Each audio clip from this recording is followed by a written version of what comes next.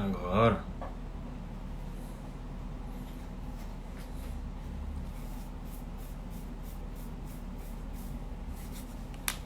Agora pegou.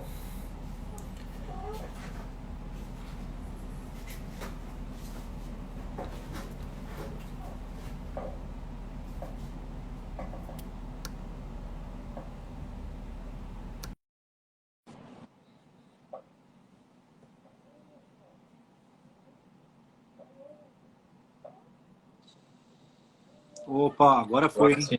Agora. Essa internet aqui tá me enchendo o saco. É, Não tava dando certo. Bom, pessoal, primeiramente, boa noite, todo mundo. Essa semana, tem uns 4 dias mais ou menos, comecei a falar um pouco sobre a oclusão vascular. E eu sempre soube que era uma arma muito forte para esses momentos agora, principalmente para esses momentos agora que a gente está sem carga, né? Venho falando disso desde quando a quarentena começou. E aí, num post antes de ontem, não lembro, o Walter marcou você numa publicação minha. Eu fui olhar seu perfil, vi que você era um cara muito bom na área. E aí, um outro amigo seu me indicou e eu resolvi te trazer aqui para poder responder as dúvidas da galera, né? Então, se legal. apresenta aí, Jessé. Fica à vontade. Bom, pessoal, obrigado aí por prestigiar a live. Meu nome é Gessé, eu sou professor de educação física. Eu já estou aí formado desde 2000. Eu sou formado em educação física, eu tenho algumas especializações na área de musculação, condicionamento físico, e atualmente eu faço pesquisa com o método de restrição de fluxo de sangue, né?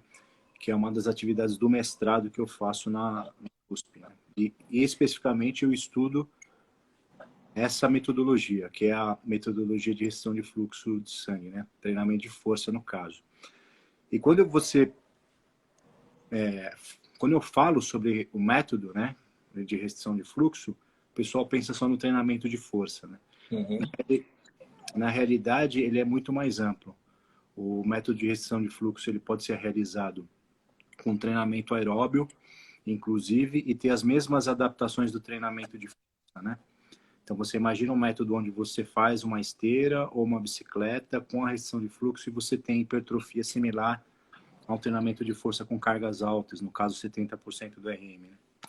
Então, esse é o meu objeto de estudo, mais especificamente, no meu mestrado agora eu estou defendendo uma tese que é a utilização de bandas elásticas, né, que é o material que eu faço, que eu produzo, né, pela MyState, a utilização de bandas elásticas na metodologia de restrição de fluxo. Né? Por que eu resolvi investigar esse método? Porque eu quis, quando eu tive contato, né, com o método em 2014, eu, eu queria aumentar a acessibilidade, né? Porque eu não sei se você sabe, o padrão ouro de utilização do método é com manguitos de controle de pressão. É tipo um esfigmo, né? É sfigmomanômetro, é um equipamento parecido. E para você treinar com isso na academia, é muito difícil, porque alguém tem que ficar controlando a pressão para você.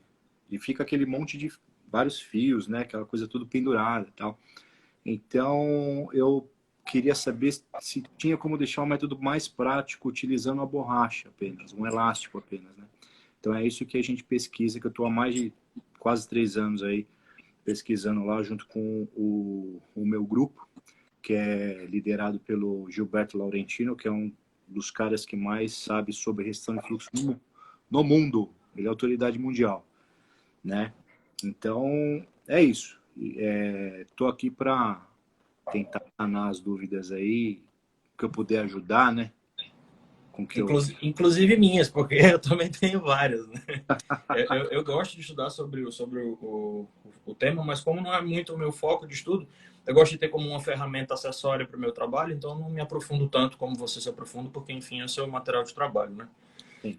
Mas, pessoal, já colocando um disclaimer aqui, primeiramente, como vocês sabem, como eu sempre falo para todo mundo no meu Instagram, a ciência ela é feita de debate, a ciência ela não é feita de concordância. Se houvesse 100% de concordância nas coisas, não existia ciência. A ciência é exatamente discordâncias. Então, não necessariamente eu preciso concordar com tudo que o Gessé fala, não necessariamente o Gessé precisa concordar com tudo que eu falo. A gente precisa ter uma construção de raciocínio lógico onde ele utiliza as ferramentas dele para o trabalho dele, eu utilizo as minhas ferramentas para o meu trabalho e a gente tem um senso comum, tá bom? Uhum. Então, tenho isso em mente. Outra coisa que eu quero dizer para vocês é, não estamos indicando ninguém a fazer isso de forma aleatória, de forma sem instrução. A gente está aqui para poder elucidar algumas dúvidas. Não façam isso sem prescrição devida. Você que não é profissional da área, procura alguém que faz um trabalho bem feito, procura o GSE, procura pessoas que realmente entendem do assunto para poder fazer isso, tá bom? Gessé, teve algum momento assim da sua vida, na sua carreira, que virou a chave em você, você quis estudar mais a fundo sobre o método? Conta aí pra gente como que isso Então, aconteceu. isso aconteceu quando que eu fui fazer um curso de musculação com o doutor, professor Denis Foschini, foi fazer um curso de atualização e ele trouxe esse protocolo, né? Ele mostrou o protocolo de restrição de fluxo utilizando o garrote de controle de pressão, né? E pelo fato dele apresentar esse tipo de treinamento com cargas baixas e volume baixo também, né? Oferecendo as mesmas respostas de um treino de alto volume com uma intensidade mais alta, eu acabei ficando bastante interessado, porque na minha vida de treinamento, eu comecei jogando voleibol, depois eu fui para musculação tentar ficar grande, e eu me machuquei muito por causa de excesso de peso, né? Erro de periodização, cargas altas, né? Então, o atrativo do método foi justamente esse, a questão da carga baixa e hipertrofia alta, né? Então, isso fez toda a diferença. Você falou um ponto muito interessante sobre o volume baixo. Tem meia hora mais ou menos que eu terminei, eu estava treinando perna aqui em casa, e aí eu tenho aquelas faixas de proteção do joelho, essas faixas aqui, Sim. e aí eu amarrei na coxa. Uhum. Cara, foi um treino assim que eu considero ridículo. Foi um treino. Eu fiz um afundo reverso com déficit, sem carga, só peso do corpo. Fiz agachamento com um halterzinho aquele cotonetezinho de 10 quilos. E fiz um afundo com um cotonetezinho de 10 quilos também. Cara, minha perna tá destruída aqui. Foi um treino tão doloroso. Sabe aquele treino que quando que você treina vai tanto sangue pra perna que o resto do corpo fica flácido, sabe? Fica pequeno. Sim, sim. Sério, tá foda aqui, eu não conseguia nem ficar em pé direito. Puta É, merda. Isso é uma desgraça. E tem, aí você simplesmente não aguenta fazer um treino de volume muito alto, porque na quinta, fiz 3 séries ali do avanço. Quando eu fui pro agachamento, na segunda série de agachamento eu não aguentei, eu tive que tirar porque minha perna tava. Parecia que tinham facas enfiadas assim na perna, queimando tudo. Eu, não, peraí. Aí tirei, descansei um pouquinho e guardei. E aí eu já quero começar esse bloco agora de perguntas tendo uma dúvida minha, né? sim. Tirando o fato da periodização, né, excluindo o fato da periodização, falando apenas em segurança e efetividade, você acha que dá para fazer um treino inteiro, por exemplo, de coxa e braço, um treino todo com restrição de fluxo, ou é melhor colocar só em um ponto específico? Como que você considera isso? Então, isso daí a literatura já mostra pra gente que não há diferença, por exemplo, você fazer um exercício e fazer dois ou três, né? Isso, na realidade, ainda não está muito claro para a gente, mas o que a gente tem de respaldo científico hoje é que apenas um exercício para o grupo muscular já resolve o problema, né?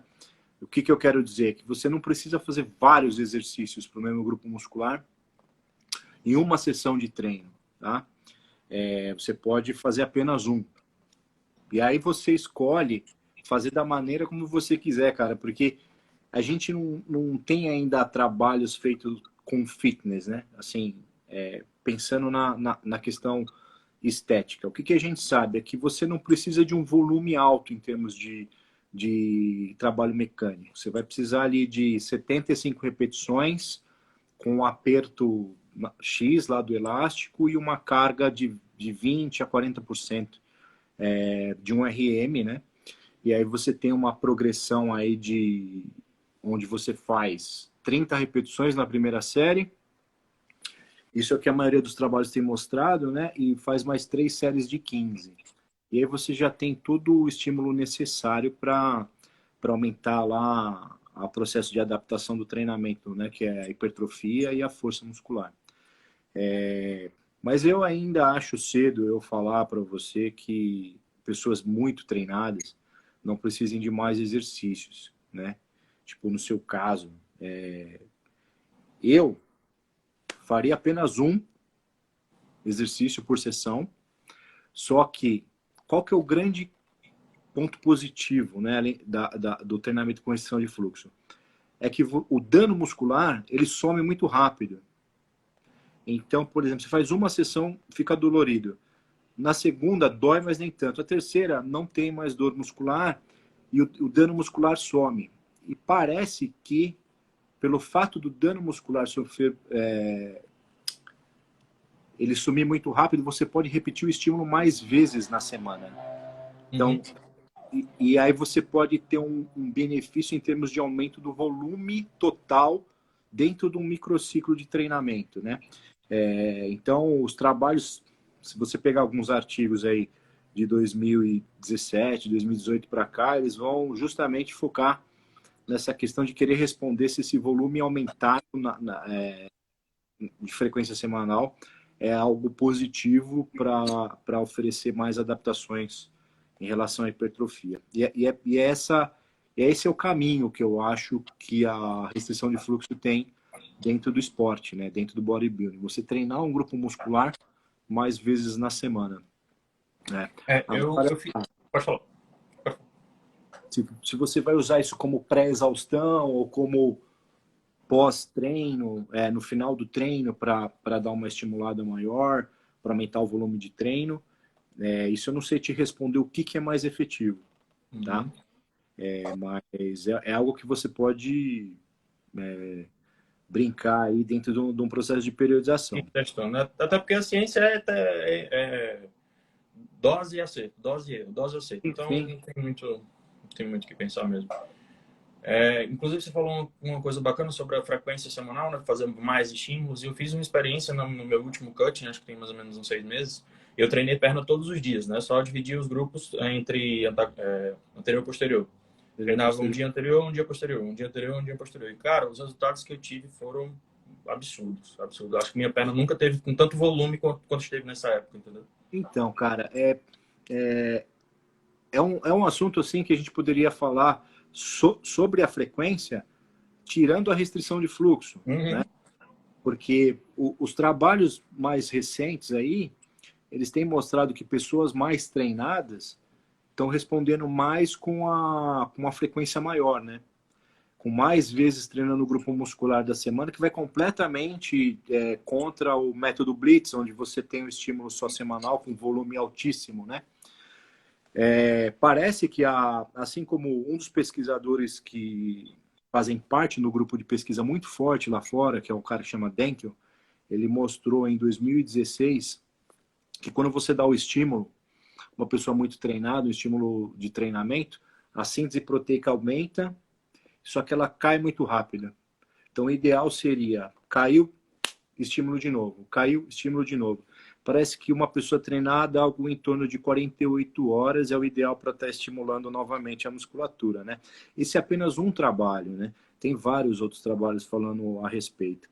Então, eu acho que mesmo você estando aí nessa fase de cutting, né? Onde, teoricamente, você estaria consumindo menos calorias, mas o fato de você estar, geralmente, assim, pelo que eu vejo, é que nessa fase a proteína ainda fica muito alta, né? Sim. E pode ser que mesmo nessa fase ainda você tenha uns efeitos bem positivos aí, mesmo com déficit calórico, mas jogando a proteína mais alta, né? Então é uma experiência que não só você está me relatando, mas outros atletas já me relataram que é algo que é extremamente positivo e que está vindo para mudar a cabeça de muita gente aí. Assim como o método de restrição de fluxo está entrando na musculação para mudar um pouquinho a forma como a gente pensa em periodização, né? Isso aí. Vou abrir aqui a caixa de perguntas que eu deixei o dia todo rolando, né? Aham. E aí tem milhares.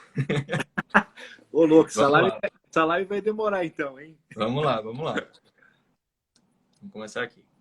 Você consegue ver a pergunta daí?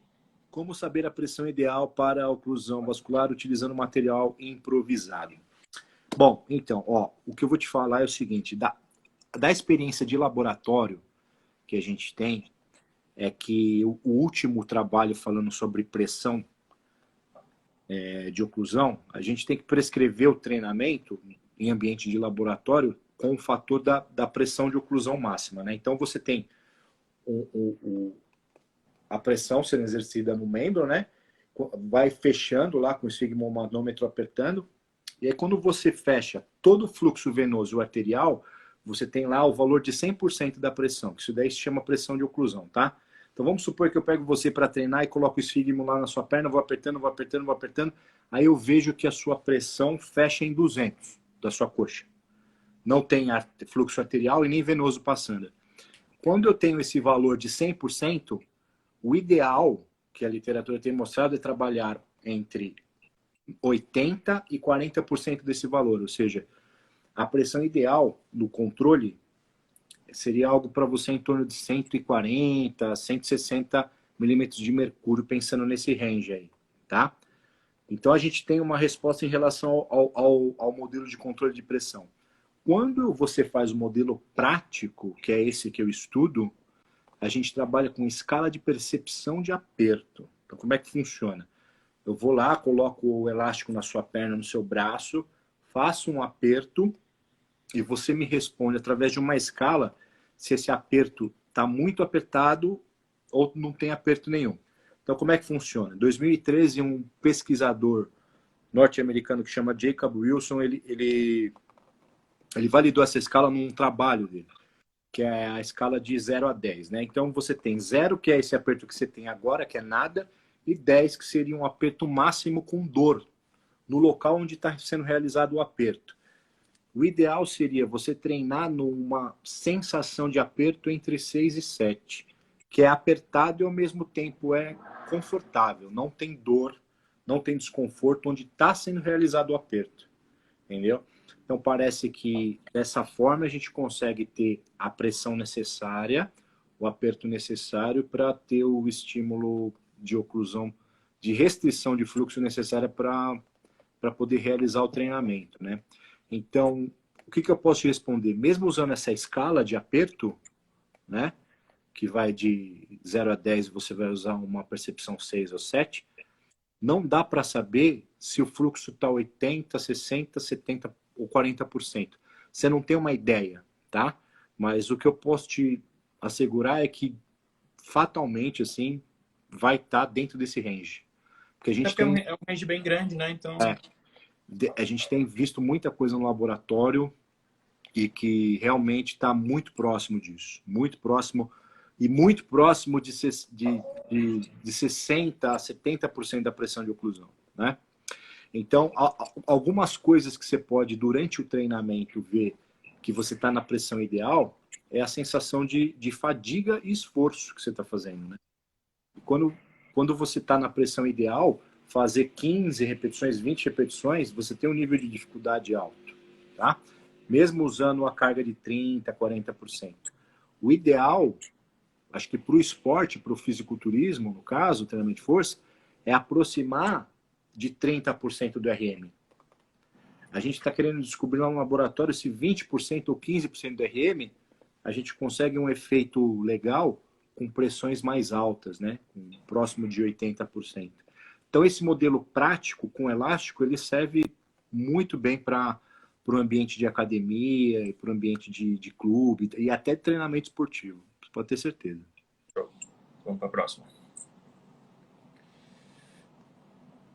Vamos lá. Há pontos específicos para oclusão vascular? Tem uma pergunta bem parecida também, mais para frente, que a gente já responde as duas juntas. Se existe algum local exato para se colocar. Tem, sim. O local exato para membros superiores é logo abaixo do deltoide, né? Na inserção aqui do... Inserção de ambulatório, né? Isso. Bem abaixo do deltoide, entre o deltoide e o início aqui da cabeça longa do bíceps. E na parte de membros inferiores, bem na parte superior aqui do acetábulo, aqui onde tem o começo a origem proximal aqui do quadríceps, né? Bem próximo ali, logo abaixo da virilha, seria o Bem, local ideal o local mais proximal possível ali do quadril, né? do quadril, exatamente. Né? Nossa. Ali.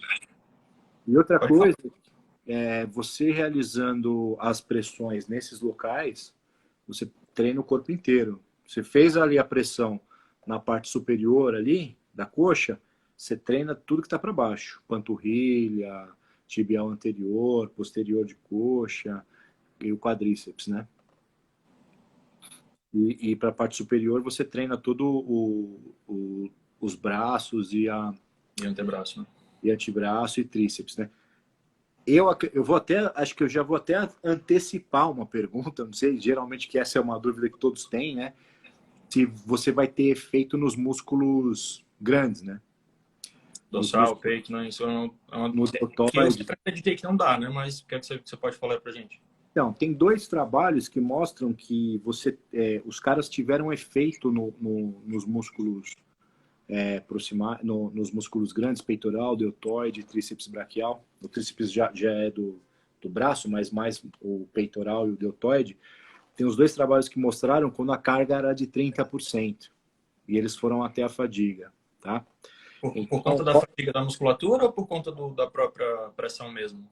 então na realidade, qual que é a teoria por trás, né?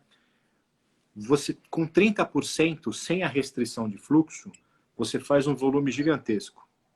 Quando você realiza a restrição de fluxo, você diminui o volume de repetições, volume total de treino. Só que a hipertrofia é igual, foi igual do outro grupo, que fez volumão, tá? Por que essa hipertrofia acontece no peitoral ou no deltoide, no caso, né? Porque eles acreditam que os pesquisadores, né, durante a discussão do trabalho, eles falaram na questão do efeito autócrino e parácrino. O que é isso? O tríceps vai produzir o hormônio que se chama MGF, vai migrar para o deltoide, que vai migrar para o peitoral e uma ação anabólica naqueles músculos. Né? Teoria, é uma hipótese, né? Que é a hipótese autócrino parácrino. Mas dois trabalhos mostram que tem efeito. Então, eu usaria na metodologia também exercícios de cadeia cinética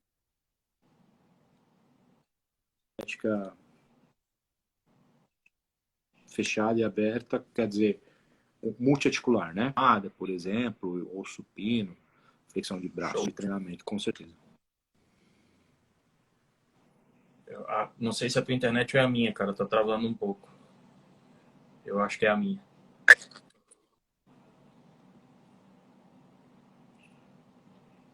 Pessoal, comentem aí pra mim, por favor, se tá travando o meu ou o dele.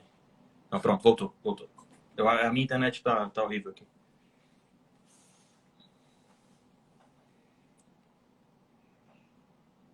Tá me ouvindo, José? Tá travando, cara. Minha internet tá muito ruim.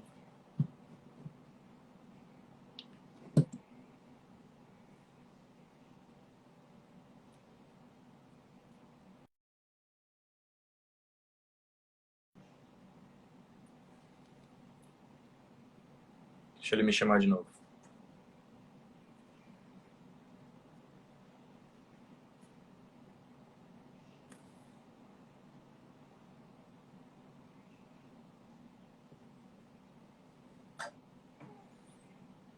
Bom, enquanto ele não vem, aproveitando aqui, ele já respondeu essa dúvida, eu vou responder para ele.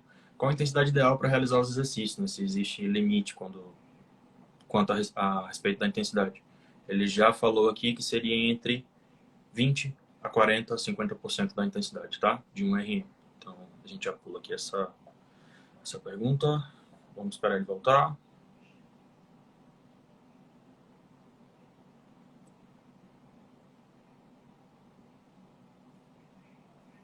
Assim que ele voltar, eu desativo os comentários, tá?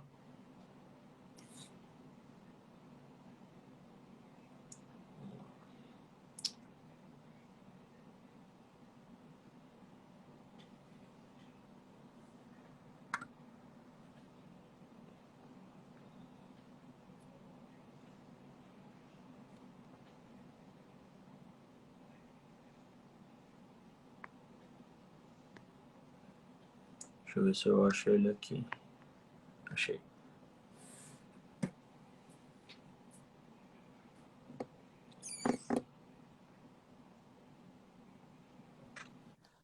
Foi. Essa internet está meio carregada aqui hoje. Não, é a internet de todo mundo, cara. Porque, tipo, um amigo meu falou que ele mexe com essas coisas, ele disse que como tá todo mundo em casa, todo mundo utilizando, todas as redes de internet estão super sobrecarregadas e tá indo pouquíssima velocidade para todo mundo. Então, tá todo mundo com esse problema. Tá. Vamos lá, mais uma.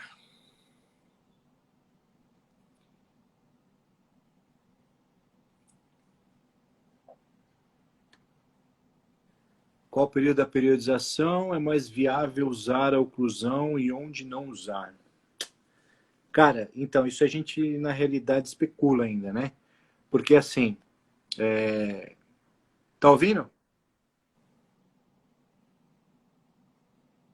Como a gente sabe que o treino tem uma intensidade, né, um desgaste não tão grande, assim, em termos de carga, e você pode usar ele com uma frequência maior, de repente, eu acho que em qualquer momento da periodização, para falar a verdade, tá? No cutting, um pouquinho mais, né? De repente, por ser uma sessão de treino menor, tal. Agora, assim, cara, o que a gente quer responder hoje, por exemplo, é que recentemente divulgado um trabalho sobre o processo de hipertrofia miofibrilar. Ele começa a ocorrer de uma forma mais acentuada depois que o dano muscular some, né? Então, lá depois da terceira, indo para a quarta semana, parece que você tem uma hipertrofia maior, né? Então, parece que a presença do dano diminui o processo hipertrófico. Como o método de restrição de fluxo ele não oferece um dano tão grande, acredito que em momentos, quando você troca de treino, tá? Momentos onde você vai ter um dano mais acentuado, pelo treinamento de alta intensidade, você colocar o treinamento de restrição de fluxo junto, né? Porque para auxiliar nesse processo de maior frequência no começo da periodização. Os trabalhos, né, que eu tenho visto, o pessoal tem usado muito esquema de bloco com a restrição de fluxo, né? Então, imagina você fazer uma periodização onde você coloca em uma semana, todo dia, o mesmo grupo muscular. Aí você faz isso na semana 1, na semana 3 e na semana 6, entendeu? Justamente que é para você aumentar a frequência. Mas isso daí acho que é meio de feeling, meio de você usa da maneira como você acha melhor, tá? Eu não acredito que tenha uma regra básica. O que eu posso te falar é que você pode usar com mais frequência, independente da fase que você está da periodização. Se é num ciclo de choque, ordinário ou regenerativo. E acredito que você consiga usar mais vezes e não no mês. No mês também, mas, por exemplo, tem trabalhos mostrando que você pode fazer o grupo muscular de manhã e à noite, café da manhã e janta. O mesmo grupo muscular, né? Com restrição, né? Com restrição de fluxo, exatamente. Então, de repente, aí numa fase onde você quer corrigir um problema de antebraço ou bíceps, que não respondeu tanto no ciclo passado, você quer aumentar um pouquinho a frequência, né? Fazer um pouquinho mais vezes, a cada 48 horas, pelo menos, tá repetindo o método para o grupo muscular. Agora, em que fase da periodização? Acho que em todas as fases. Uma opinião minha, que eu utilizo muito ondulatório não flexível, né? Na verdade é uma semi-flexível, porque assim, ondulatório flexível você vai mudando de acordo com o feeling do aluno, né? Ah, hoje eu não estou tão cansado, estou um pouco cansado, dormi mal, não convém treinar com intensidades muito altas, vamos baixar um pouco, subir volume. Os meus treinamentos normalmente são por blocos de microciclo. Então, eu tenho um microciclo com mais intensidade, um microciclo com menos e mais volume de séries. Eu vou mesclando de acordo com alguns parâmetros que eu tenho. E aí, eu sempre trabalho com aquela questão de base, choque regenerativo. Né? Eu sempre falo muito isso para eles aqui. E uma das coisas, a minha opinião, para utilizar a restrição de fluxo seria utilizar mais na parte do choque. Porque, assim, por gerar um acúmulo metabólico muito acentuado, e a gente saber que esse acúmulo metabólico ele tem aquela questão da fadiga do sistema nervoso central, Pode ser que Sim. num regenerativo, por exemplo, a gente atrapalhe um pouco do descanso sistêmico e não do descanso muscular, né? Mas como você falou, é totalmente especulativo, né, no feeling. E no período de base pode ser que atrapalhe um pouco do estímulo de choque, né? Então eu prefiro usar somente no choque mesmo. Mas é aquilo que eu falei no começo. É algo que eu faço com a minha estratégia de Uhum. trabalho que pode funcionar para outras pessoas, como também não pode, né? Então,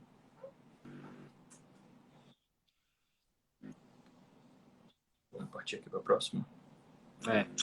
Então, parece que assim, o treinamento de restrição de fluxo, ele não vai funcionar sempre da mesma forma.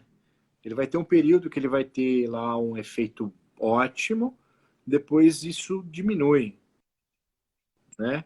Então é muito coerente você fazer realmente esse jogo, né? Usar em determinadas e em outras não.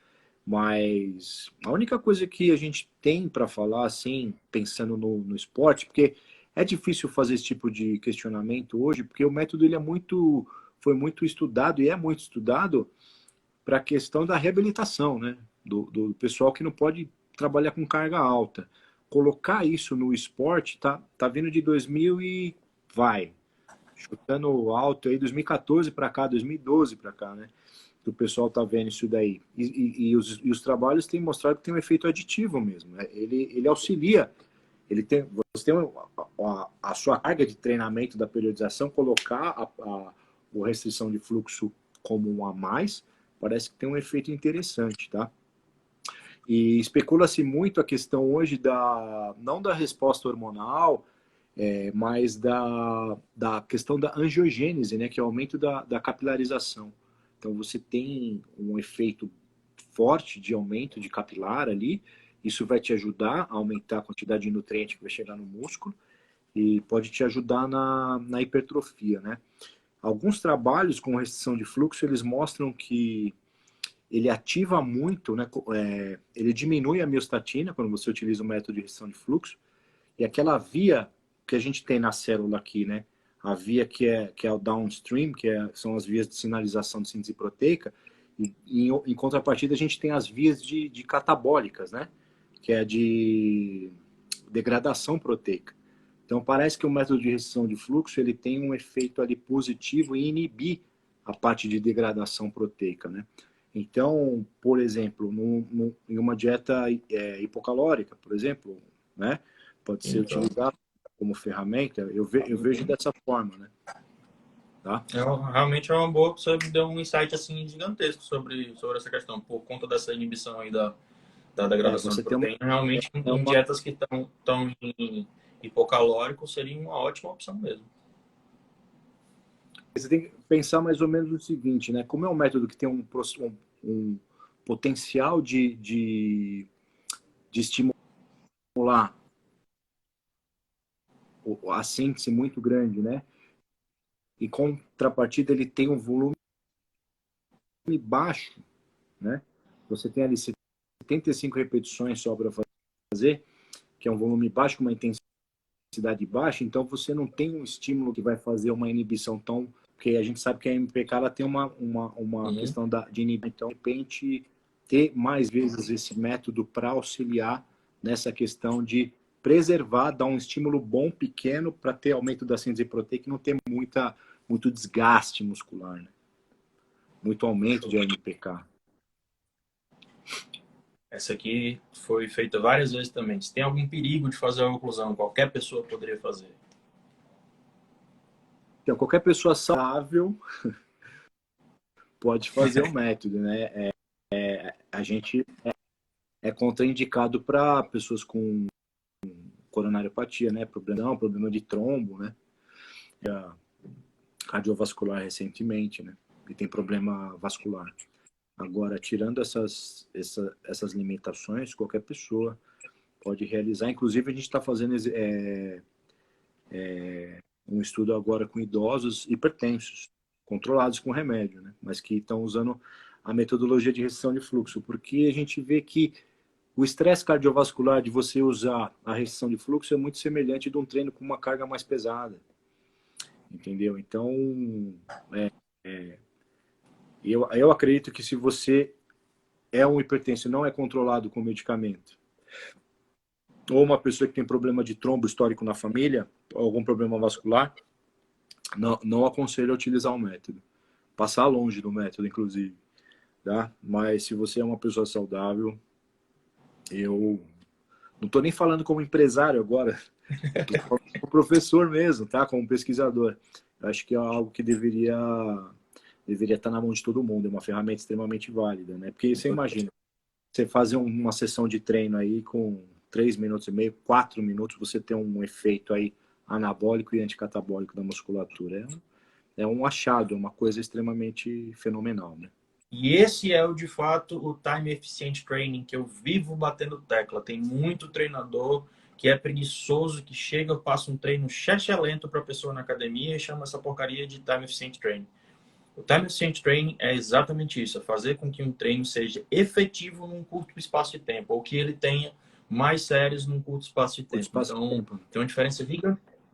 tem uma diferença gigantesca aí nessas teses, né? Eu acho que a internet dele caiu de novo. Deixa eu ativar aqui. Voltou. Tá me vendo?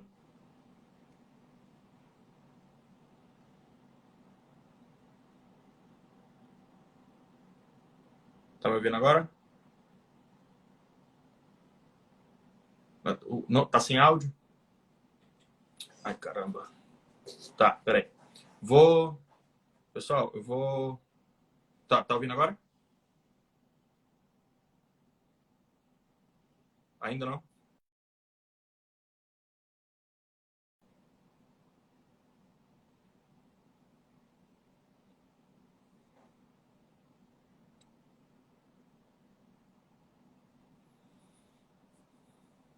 Essa internet hoje não tá ajudando, galera.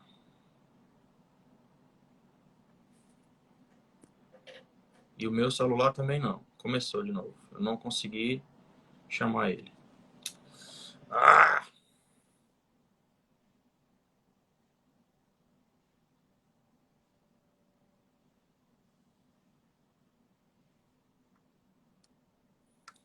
Não, ele já saiu, já me chamou aqui, só que eu não tô conseguindo apertar o botãozinho para poder chamar ele para live, cara. Isso tá me irritando.